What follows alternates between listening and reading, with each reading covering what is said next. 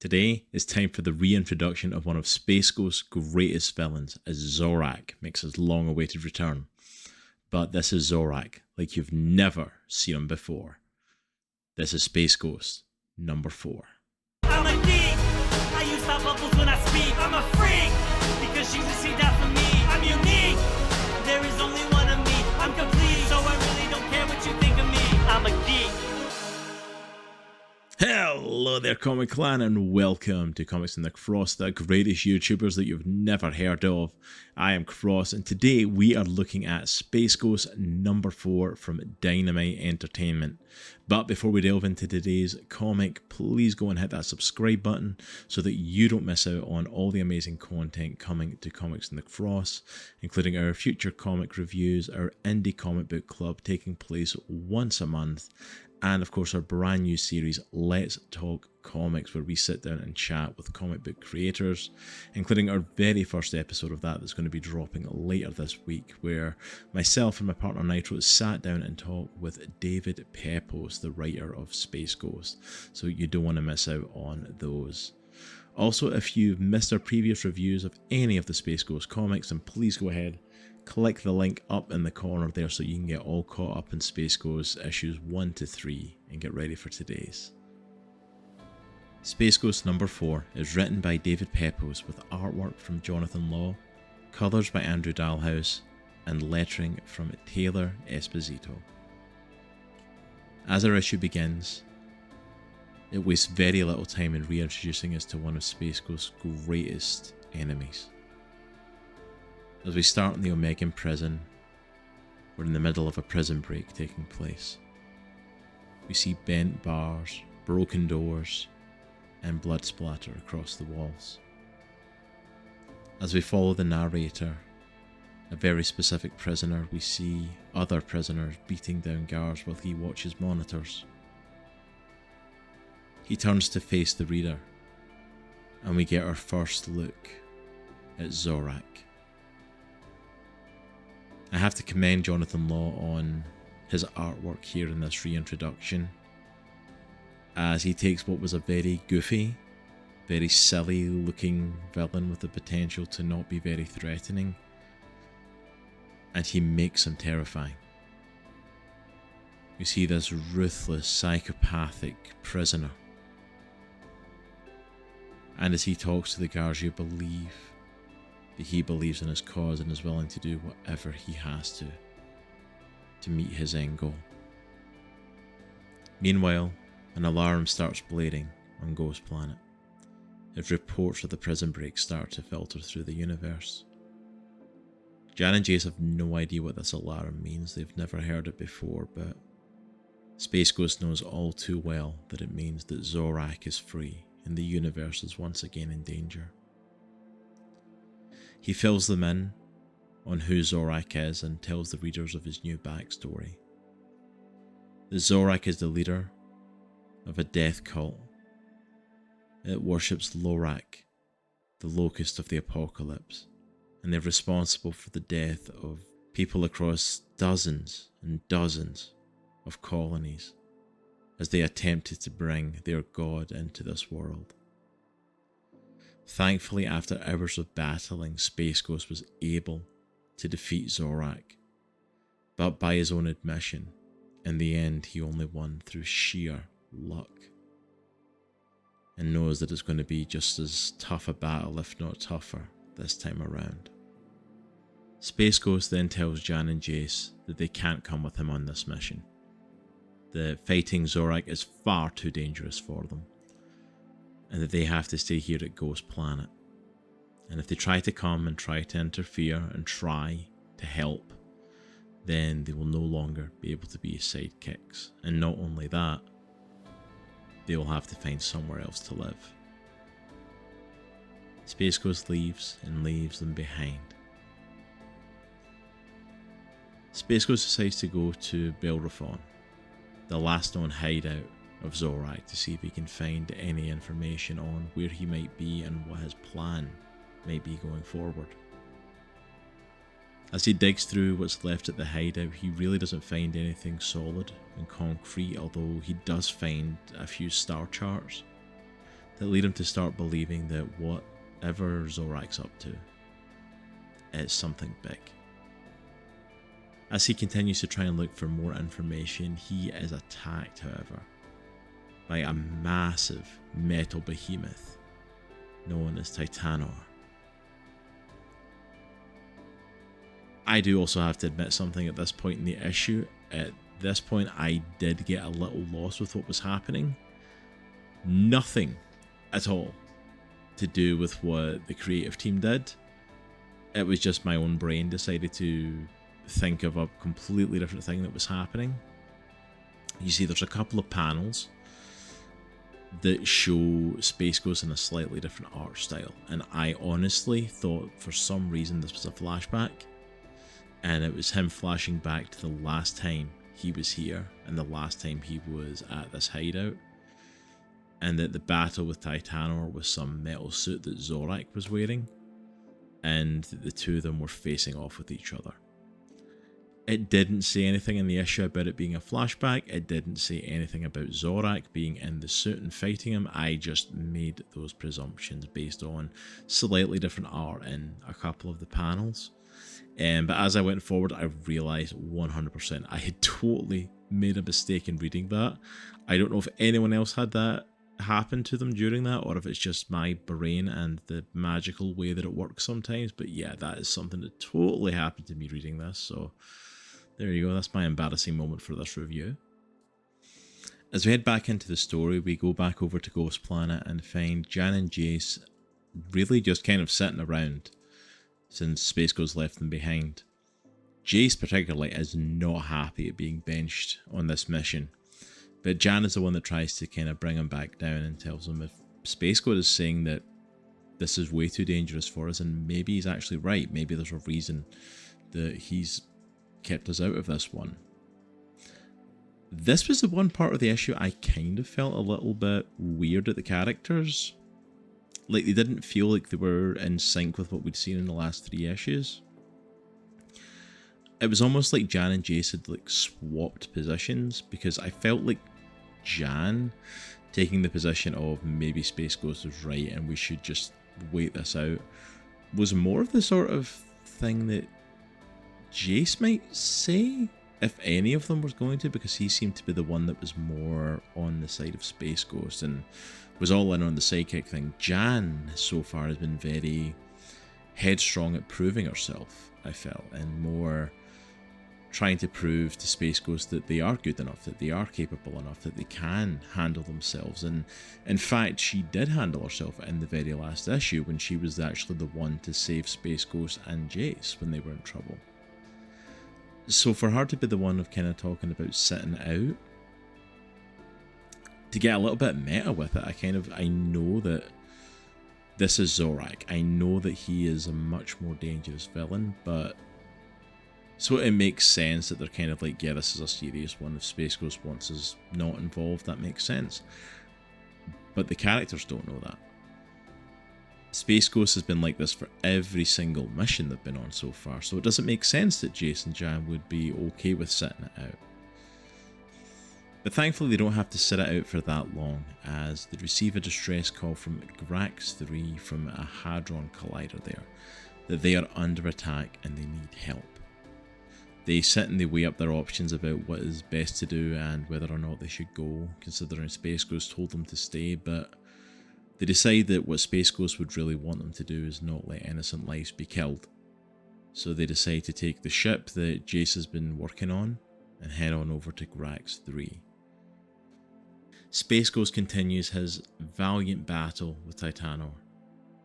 While he's doing this, the kids Jan and Jace make it to Grax 3. Being unable to contact Space Ghost, they infiltrate themselves using the Invisibelts given to them by Space Ghost.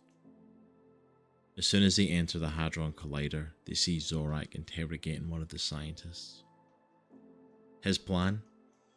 He wants to open a rift in space to let through Lothar, the locust of the apocalypse, and his unending hunger. The scientist tries to tell him that this isn't possible, but he's not listening, and Zorak ends up killing him. Jan and Jace then waste no time making their way through the facility and finding the hostages. They take out the two that are guarding them, and as they're trying to untie them and get them out, Zorak's followers come in and find them.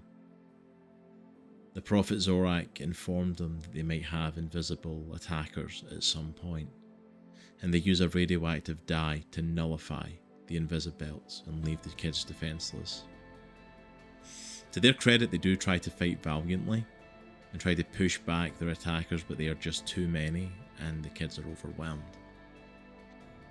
Finally, we see Space Ghost overpower Titanor and finally put him down. And as he does this, communications come back online and he's able to speak to Jan and Jace again. As he reaches out to the kids, Jan answers the call and tries to explain to Space Ghost what's happened. But before she can get more than a few words out, Zorak takes over the call. He tells Space Ghost that he has the children and their lives are now in his hands. All Space Ghost has to do to save them is to submit to him and to hand over the all-powerful bands. As the issue comes to a close, Zorak lays out this ultimatum before Space Ghost and reminds him that the clock is ticking.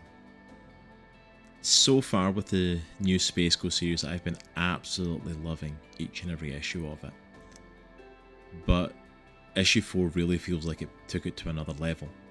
It really felt like it was something bigger, something bolder, like the last few issues have been an introduction to this world if you weren't aware of it, or a reintroduction if you're an old fan. Getting people in the mood for what Space Ghost was all about and what he really did. But issue 4 is a completely different animal. It sets up this amazing big bad in Zorak. It's one thing to be facing pirates, it's one thing to be facing evil corporations, but all of a sudden now we have a psychopathic, murderous zealot who is determined to kill anything he can, and he has to in order to bring his god through into the world. It was a completely new level, and I can't wait to see where the story goes from here, because I don't feel like this is the end of Zorak. I don't feel like it's going to be a couple of issue thing. I feel like there's going to be reoccurrences here with him. And I have to fully commend the retelling and repurposing of Zorak from the original Space Ghost series. He was a masterful villain and a big enemy for Space Ghost in the original series, but he was not a zealot. He was not a cult leader and a follower. In fact, I love the fact that they've kind of repurposed what was a mistake that was corrected in the original. And that one of Zorak's nicknames actually used to be the Locust of the Apocalypse, until they rechanged it to the Mantis of the Apocalypse, because his design is more of a praying mantis than a locust. But I love that they've still included that and still kept that in, so it's a little nod to that past history, a little nod to this past with him. But it's insane how they've changed this though. You look at pictures of Zorak from either the old early Hanna-Barbera cartoons or even Space Ghost Coast to Coast, he was a reoccurring character on that. He was, honestly looking back at it, he was a bit of a silly looking villain, not one to be taken seriously. And even more so in Coast to Coast, when he was turned into essentially a comedy side act as part of the talk show. But here, I can only commend, I don't think even the storytelling would have gotten it over how much of a threat this enemy was if it wasn't for Jonathan Law's art. And I have to highly commend Jonathan Law's design. That first page and then that full page reveal of Zorak, as soon as I seen that, I'm like, that's a villain. That's someone to be terrified of. That's someone who's a threat. That's someone who's coming to cause damage and destruction. that full page splash that I showed at the start of the video, like I want that on my wall. The art is just so stunning. The colours from Dalhouse just make it look so menacing. The art in this book has been phenomenal since day one, but the art in this issue particularly, it really blew me away. David Pepose and Jonathan Law are crafting a masterful retelling of Space Ghost. This superhero vigilante that travels through the universe, fighting evil corporations, fighting evildoers. It has been tasked into a completely new beast that somehow encapsulates the old nostalgia, but makes it new and fresh again. And they have been hitting it out the park every single issue, and this one is the best yet. If you have not picked up this series, I highly recommend picking it up. I highly recommend checking it out. I have not been let down by an issue yet. I have not been let down by the story. We have gone from great progression from the early introduction of Space Ghosts and Jan and Jason, how they all came together. A little expansion on that in issue 2. The reintroduction of Widow in issue 3 and the heist job, and now this zealot cult leader version of Zorak coming back in, and that initial design and Space Ghost just selling him as a villain. Like, yeah, this is a must-read series right now. If you're a fan of sci-fi stories, if you're a fan of superhero stories, if you're just a fan of good storytelling, Space Ghost is one to pick up. This is an absolute must-grab series, and I highly recommend it. And if you want to hear more about the telling of Space Ghost, this brand new series, then I highly recommend that you come and check out our first episode of Let's Talk Comics, which should be dropping at the end of this week, as myself and my partner Nitro sit down and talk with the writer David Pepose, and we're going to talk to him about Space Ghost. We're going to talk to him about what he's done with the series so far, plans he may have for the series, and who knows, maybe you might get a little tidbit of what's to come. If you've got any questions for him as well, by all means put them down in the comments below, and I'll make sure that we pass them on to him as well. But yeah, make sure you pick this up. Make sure you grab these issues. Go to your local comic store and ask for them. Go online, Comixology, any other of your digital comic creators. Comixology is the one I personally use. But go and grab this for yourself, this series. I don't think you'll be disappointed. I highly doubt it. But that's it for me for today. Thank you so much for hanging around for our issue. Thank you so much for being here for our review of Space Ghost.